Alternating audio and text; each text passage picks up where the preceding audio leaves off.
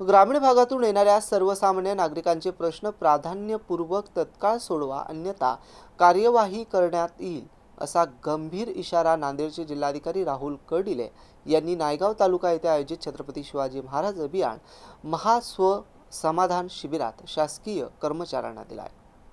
नांदेडच्या नायगाव तहसील कार्यालयात नुकतेच शासन आपल्या दारी या धर्तीवर समाधान शिबिर घेण्यात आलं असून यावेळी दस्तूर खुद्द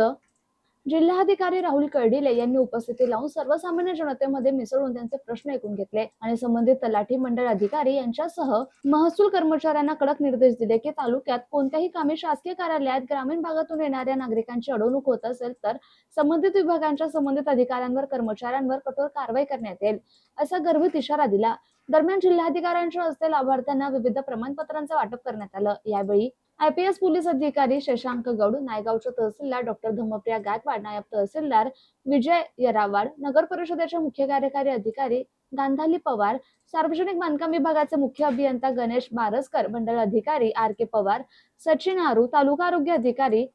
डॉक्टर श्रीकांत पटवेकर, कृषी अधिकारी दीपेश देवरे, ग्रामपंचायत अधिकारी नागेश यरसनवार यांच्यासह विभाग प्रमुखांची उपस्थिती होती।